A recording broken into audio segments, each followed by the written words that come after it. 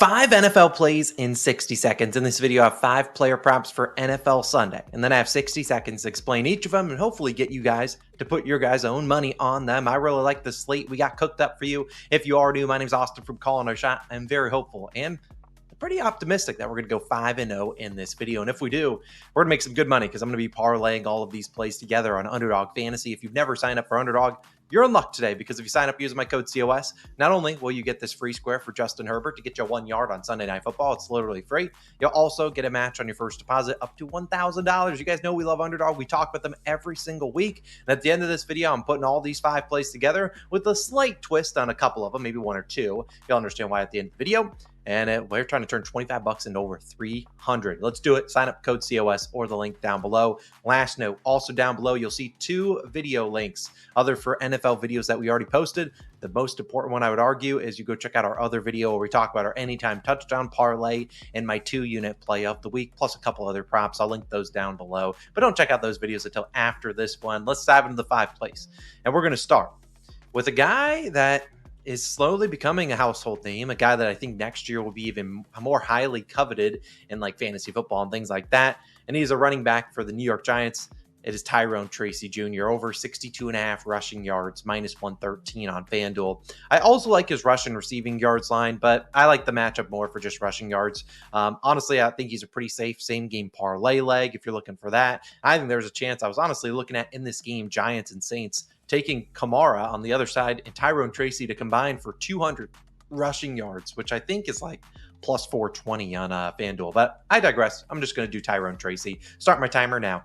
Now, I really like this matchup for him. His rush attempts line is 14.5. I think he goes over that as well, but I like the yards more here as he will face the Saints. The Saints have really struggled.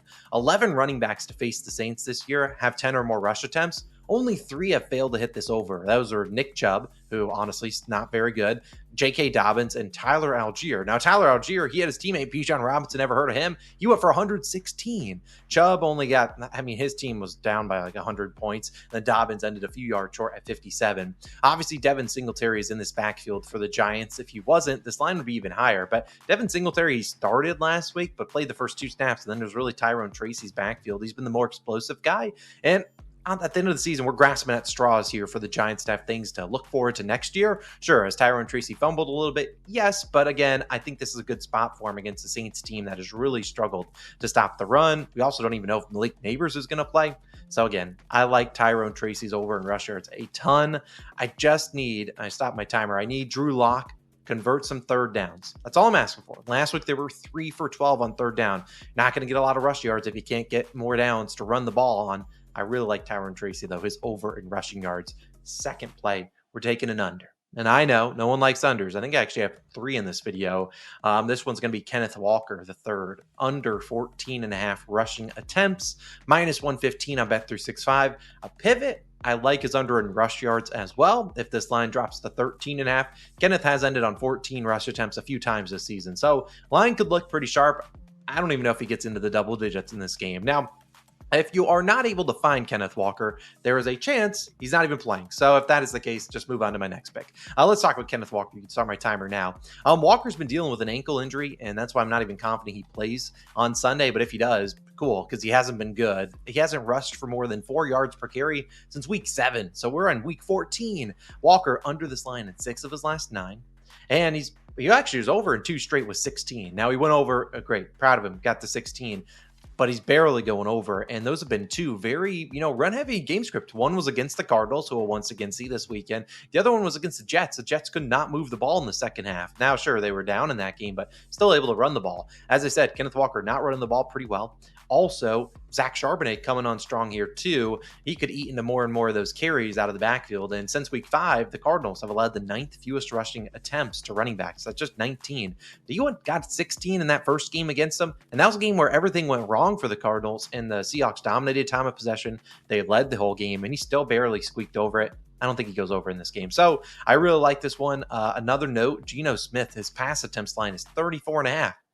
He's gone under that line in 6 straight games. So it makes me think that we're going to be throwing it 33, 35, maybe even more times. Could see maybe not a lot of rush attempts going to Kenneth Walker. I hope he plays. I hope he stinks. I will take his under 14.5 rushing attempts. In Underdog fantasy entry later, I do his under in rush yards because that line dropped to 13.5. So again, I like both of them. My next play will be one that you have to sweat out the whole game, and that is Matthew Stafford under 35.5 yards for his longest completion. Again, this is longest completion. It's not completion. It's not pass yards. It's not pass attempts.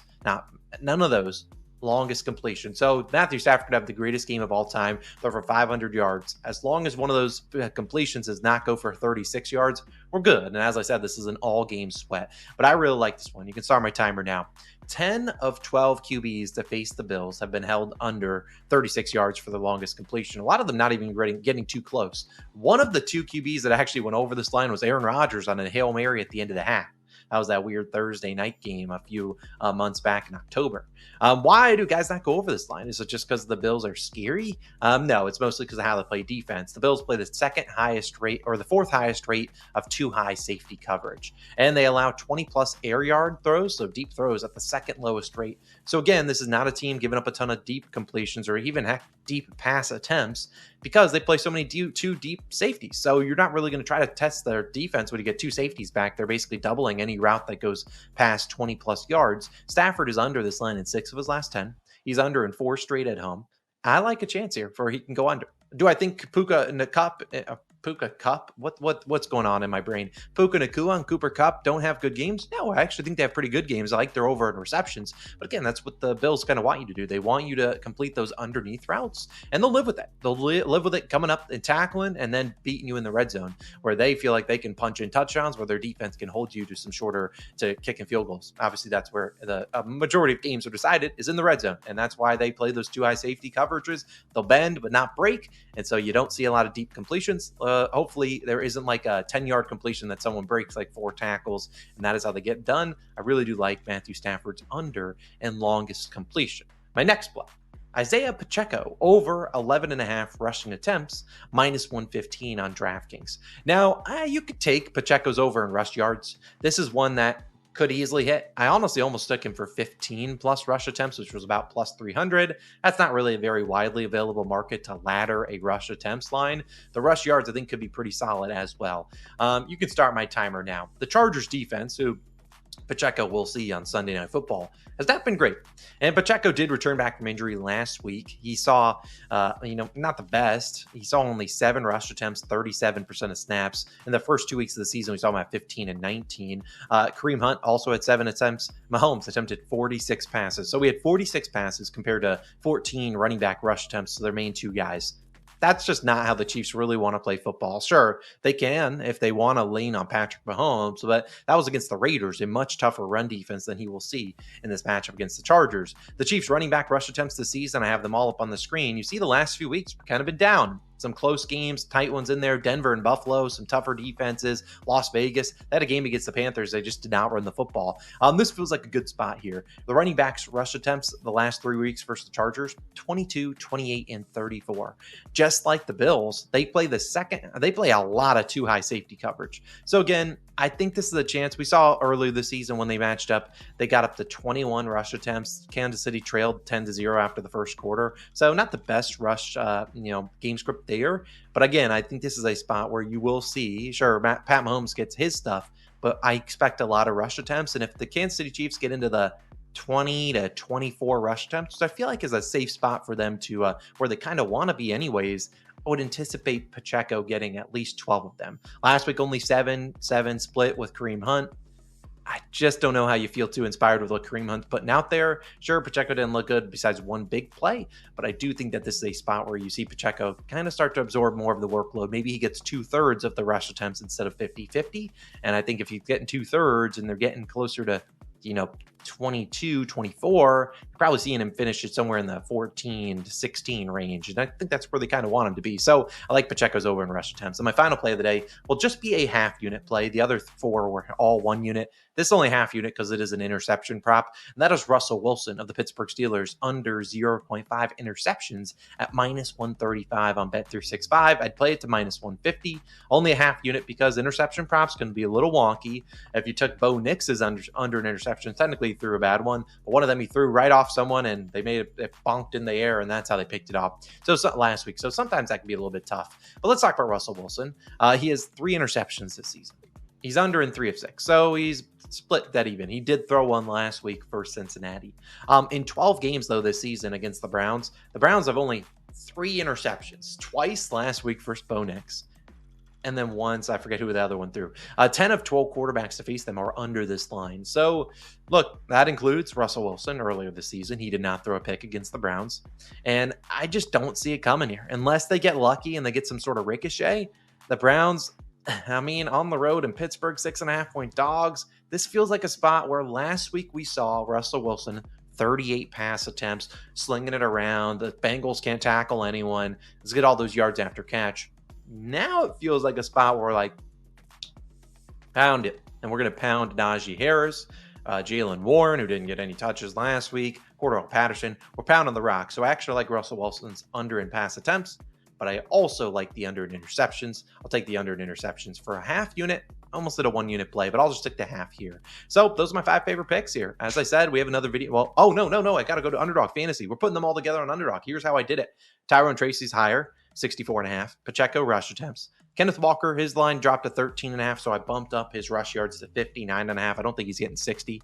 Russell Wilson, lower interceptions. And Matthew Stafford, they actually have the ability to raise the longest completion a few yards. So it wasn't a big difference in odds. So I raised it to 39.5. Hopefully we don't lose the 35.5, but I don't think we're losing 39.5.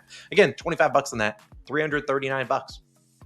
Let's go 5-0. If we go 5-0, I'll give away $100. I'll do that. Let's do it. Let's go 5-0. Let's have a big week. Appreciate you guys for tuning in. I have 2 other NFL videos you can go check out. One, we talk about every single game spread, money line, total, blah, blah, blah, blah. Do that one. The other one is all the other props, anytime touchdown parlay, which is about plus 2,000 odds this week, plus my 2-unit prop of the week. We got a lot of content out there for you. So make sure you subscribe, you like, comment, do all those things. Let's go 5-0 in this video. I'll give away $100. Let's do it. Have a great day. Have a great rest of your weekend. And I'll see you guys back on Monday Night Football and all the other videos as always. Appreciate you guys. Austin signing out. See you later. Peace.